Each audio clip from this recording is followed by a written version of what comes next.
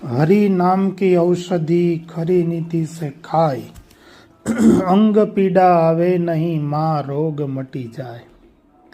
તુલસીદાસની આ સાખીમાં કહેવા માંગે છે કે ભગવાનનું નામ એવી એક ઉત્તમ દવા છે કે એનો જો મહિમાપૂર્વક ખાવામાં આવે એટલે કે જપવામાં આવે તો દેહમાં મોટા મોટા રોગ થયા હોય તેનો પણ નાશ થઈ જાય છે. જો કોઈ રોગ થયેલ ન હોય તો કાયમ માટે આરોગ્ય સારું રહે છે તથા જન્મ મરણનો જે મોટો રોગ છે તેનાથી પણ છુટકારો મળી જાય છે. માટે હરિનામની દવા કાયમ પીધા કરવી, અર્થાર્થ ભજન કર્યા કરવું. અમદાવાદમાં જન કલ્યાણ અંકના સ્થાપક, ગુજરાતમાં પ્રખ્યાત નામ એવા અક્ષરવાસી પુનિત મહારાજના જીવનનો પ્રસંગ પણ જીવનમાં જાણવા જેવો છે અને માણવા જેવો છે, જીવનમાં ઉતારવા જેવો છે. તે ટૂંકમાં લખીએ.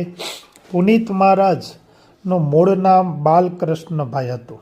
તેઓનું મૂળ ગામ ધંધુકા હતું. સંવત 1964માં તેનો જન્મ થયો હતો. યુવાનીમાં તેઓ નાસ્તિક જેવા થઈ ગયા હતા. વ્યસન હોવાને કારણે ટીબી થયો હતો. ગરીબ હોવાને કારણે દવામાં પણ પૈસા એની પાસે હતા નહીં. તેઓ સ્વયં લખે છે કે હું કામનાથ મહાદેવના મંદિરમાં ઈશ્વરલાલ શર્મા કથા કરતા હતા, ત્યાં બહાર ઝાપા પાસે બેઠો.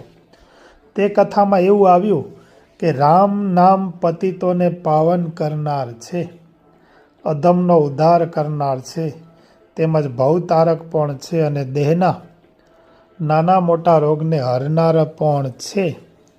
રોગ હારક નામ સાંભળીને પુનિત મહારાજે નામ લેવાનું શરૂ કરી દીધું. ડૉક્ટર પાસે હું ગયો હતો ત્યારે ડૉક્ટરે કહ્યું હતું કે બાલકૃષ્ણભાઈ વધારેમાં વધારે 6 મહિના સુધી જ તમે જીવી શકશો. પરંતુ રામ નામની દવાએ મારો ભયંકર ગણાતો ટીબીનો રોગ એ મટાડી દીધો અને ત્યારથી હું આસ્તિક બની ગયો અને મારું લાંબુ આયુષ્ય થયું.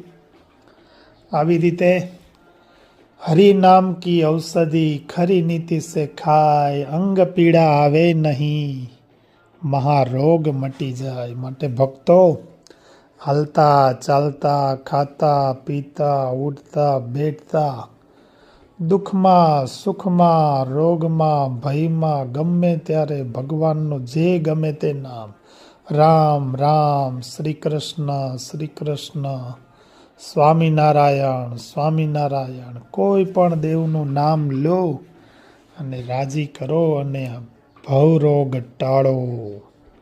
જય સ્વામિનારાયણ.